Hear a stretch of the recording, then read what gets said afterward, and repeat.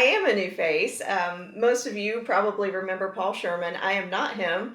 My name is Stacy Sereno. I'm your new state legislative director and legislative counsel. It has been a while since we did a Capitol Roundup, and that's because for the last several months, the General Assembly leadership and the governor have been negotiating a new state budget. And I'm happy to report that this week we do have a new state budget. So this is kind of a big deal because we have been operating for the last several years under the last budget that was passed for 2018 and 2019.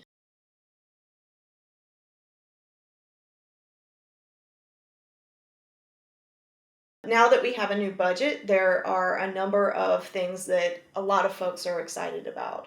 It includes tax cuts. It includes raises for state employees and teachers. It includes significant funding for research and infrastructure projects. And it also includes some COVID relief program funding that's important to a lot of folks. And that kind of leads me into the ag-specific provisions of the new funding bill. So some of the things that the bill does, it provides $40 million for funding for food banks. It puts $17 million into the meat and seafood processing grants that were started last year as a result of the COVID-19 pandemic. It creates a new swine and dairy assistance program and allocates $30 million in funding for that. It also provides $50 million of funding for the crop loss assistance grants that will provide relief for producers impacted by Tropical Storm Fred out in western North Carolina. In addition, there's $38 million for a new stream flow rehabilitation assistance program to be run through the North Carolina Department of Agriculture. It includes $11 million over 2 years for the Tobacco Trust Fund Commission. $5 million of that is new funding. There's $5 million allocated for the North Carolina Sweet Potato Commission to conduct nematode research. There is $4 million for the North Carolina State University to construct a new apiculture research facility. And there's $26 million over 2 years given to the Agricultural Development and Farmland Preservation Trust Fund. And $16 million of that is new, non-recurring funding. The budget also provides funding for the North Carolina Rural Center to conduct various programs. It provides supplemental funding for the North Carolina State Fair and the Western North Carolina Agricultural Center to help offset some lost receipts during the pandemic. In addition, the budget allocates $1 billion, and that's billion with a B, to broadband. And it also includes a new $500 million program that will be run by the Department of Revenue, and it will be called the Business Recovery Grant Program to help also provide some assistance for those who have been impacted by the pandemic.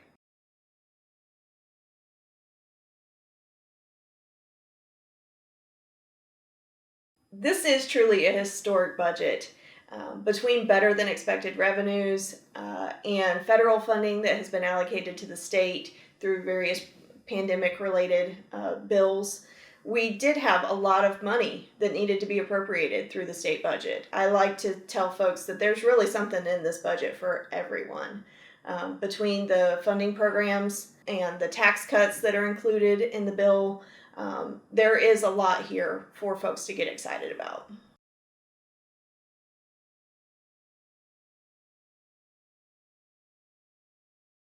There are a number of tax changes in this bill. Some of them will go into effect almost immediately. Some of them will take a little bit longer. There is a deduction included for Paycheck Protection Program loans and EIDL loans. There's a reduction in the individual tax income rate, and that will be phased down over the next 6 years. There's an increase in the standard deduction and the child deductions. And finally, there's a phase out in the corporate tax that will start to take effect in 2025.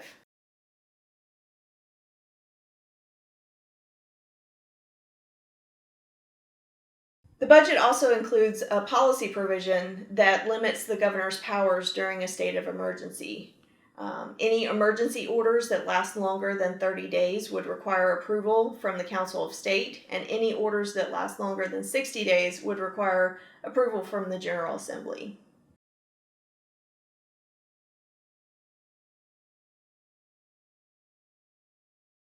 In addition to the work that's been done on the budget in the last couple of months, the General Assembly has also been going through the process of redistricting. So the last census that was completed shows that North Carolina's population has grown, and it's grown enough that we have gained another U.S. House of Representatives seat. The new maps draw new congressional districts as well as new districts from the North Carolina House and North Carolina Senate seats. And those maps have already been challenged in lawsuits, and so we'll have to see how that process plays out over the coming months.